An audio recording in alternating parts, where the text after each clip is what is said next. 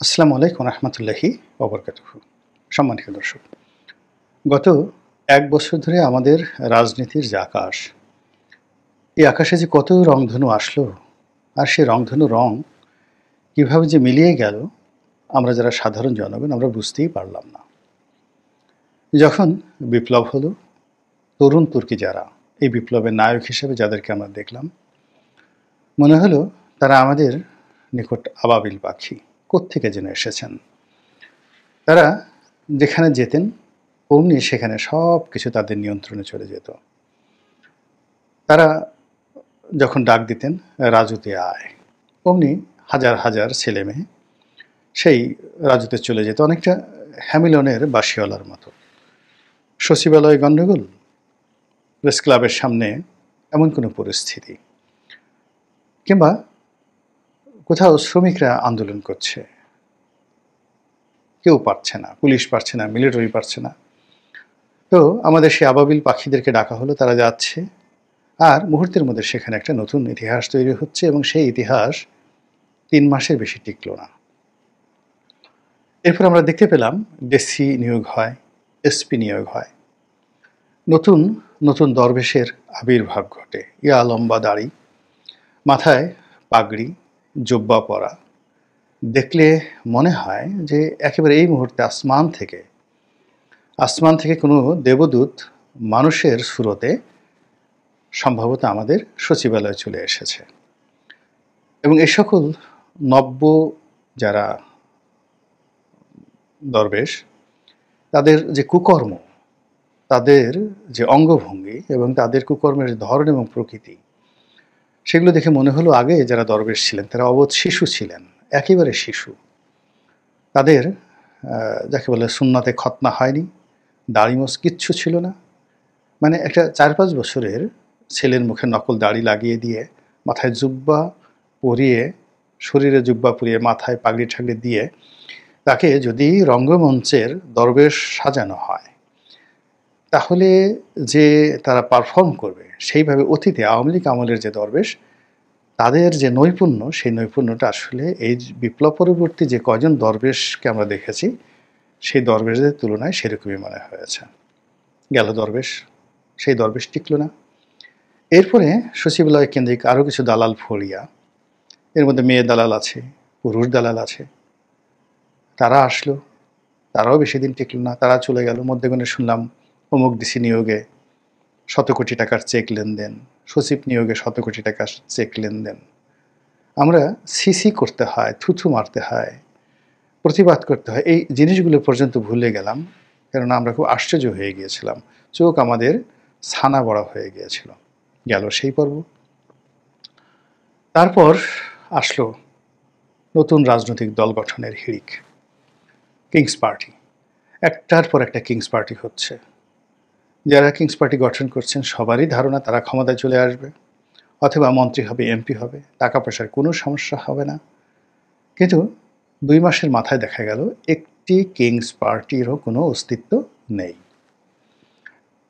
বিপ্লবের ধারক বাহক রূপে যে পার্টিটির নাম শোনা গিয়েছিল, সেই পার্টিটির অবস্থা এখন টানাটানি, দুর্ভিক্ষ কবলিত, বন্যা পীড়িত, তো রুচির দুর্ভিক্ষ, সব মিলিয়ে কেমন যেন হয়ে গেছে রাজনৈতিক অঙ্গন। জাতীয় পার্টি নামক একটি দল একসময় ছিল, এখন কি অবস্থায় আছে আমরা বলতে পারবো না। এটা রওশন এরশাদ বলতে পারবেন, জিএম কাদের বলতে পারবেন, জিএম কাদেরের যে সঙ্গী শামীম হায়দার পাটোয়ারি তিনি বলতে পারবেন, বা অপরপক্ষ যারা কাজী ফিরোজ রশিদ, রুহুল আমিন হাওলাদার, আনিসুল ইসলাম মাহমুদের মতো যারা কিংবদন্তির নেতা বাংলাদেশের রাজনীতিতে, তারা বলতে পারবেন যে জাতীয় পার্টি আসলে এখন কোন অবস্থায় আছে, ভবিষ্যৎ কি। তাহলে বাকি রইল 3টি দল, বিএনপি, আওয়ামী লীগ, জামাত। গত 1 বছর ধরে জামাতের যে উল্লম্ফন, তাদের যে দাড়িপাল্লা, তাদের যে হম্বিতম্বি, মানে অ্যাজ ইট ইজ মনে হচ্ছে যে বাংলাদেশে একটা ইসলামী বিপ্লব হয়ে গেছে। এখন তারা সিদ্ধান্ত নিতে পারছে না যে এই ইসলামী বিপ্লবটা কি ইরানের কায়দায় তারা পরিচালিত করবেন, অর্থাৎ রাষ্ট্র ব্যবস্থা কি ইরানের মতো হবে। জামাতের আমির কি আয়াতুল্লাহ হবেন, তারপর বাকি জিনিসগুলি ইরানে যে কাঠামো সেরকম হবে কিনা, অথবা এমন কিছু ঘটবে কিনা যে আফগানিস্তানের মতো এমিরেত আফগানিস্তানের মতো হবে কিনা, তাও তারা ভাবতে পারছেন না।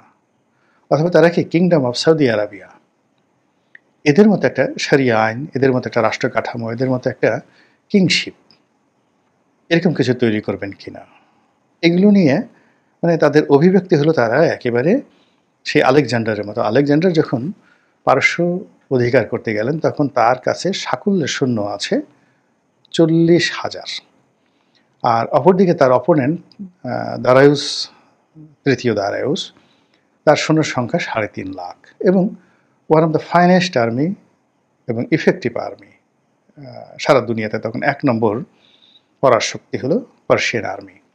তো সেই আর্মির সামনে 40,000 একেবারে আসছেন। এখন যেভাবে আমাদের হাসনাত সার্জিস এদেরকে নিয়ে অনেক প্রাজ্ঞ রাজনীতিবিদরা ঠাট্টা মস্করা করে, তদ্রুপ পারস্যের যারা জেনারেল তারাও ওই আলেকজান্ডারকে নিয়ে ওরকম ঠাট্টা মস্করা শুরু করলেন।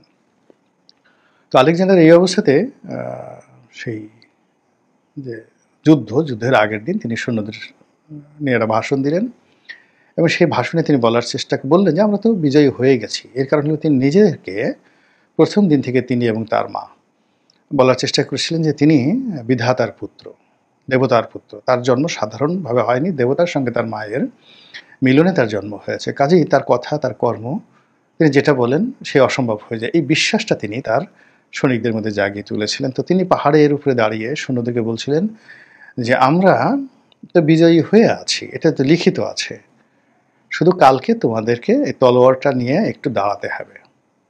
এই ছিল আলেকজান্ডার।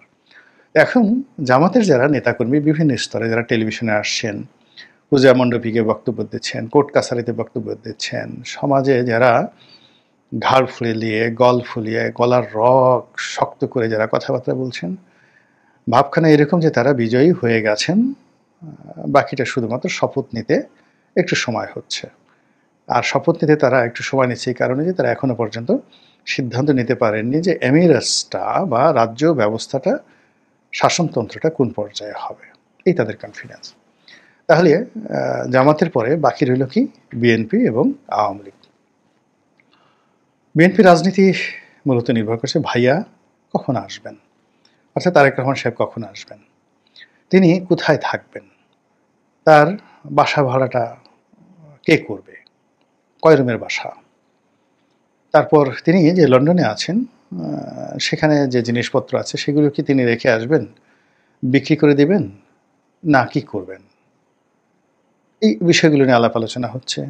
অনেকে বলছে এই কালকে আসবেন, অনেকে বলছে কয়েক সপ্তাহের মধ্যে, অনেকে বলছেন কয়েক মাস, অনেকে বলছেন নির্বাচনের তফসিল ঘোষণা করার পরে তিনি আসবেন, অনেকে বলছেন যে না এত ঝামেলার দরকার নেই, তিনি একেবারে শেষমেশ নির্বাচনের ফলাফল ঘোষণা করার পর যখন বিএনপি নিরঙ্কুশ সংখ্যাগরিষ্ঠতা পেয়ে যাবে, 280টি সিট পেয়ে যাবে, তখন এয়ারপোর্টে তিনি আসবেন এবং পুরো দেশ জাতি তাকে প্রধানমন্ত্রী হিসেবে বরণ করে নেবে। এই হলো ভাইয়ার আগমন, ভাইয়া আসবেন।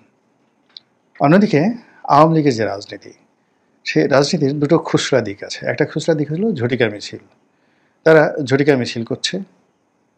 2 নম্বরে তারা যেটা করছে সেটা হলো সামাজিক প্ল্যাটফর্মগুলোতে তারা ফাটিয়ে ফেলছে, এবং সেখানে সেই আওয়ামী লীগের যে ফ্যান পেজ, তারপরে তাদের ভেরিফাইড ফেসবুক পেজ, এরপরে ইউটিউবের বিভিন্ন ইউটিউবার চ্যানেল, সেখানে আওয়ামী লীগের কতিপয় নেতৃবৃন্দ রয়েছেন, তারা সাক্ষাৎকার দিচ্ছেন, কথাবার্তা বলছেন, অ্যাজ ইট ইজ কিছুই হয়নি, কিন্তু তারা একটা ব্যাপারে সিদ্ধান্ত নিতে পারছেন না।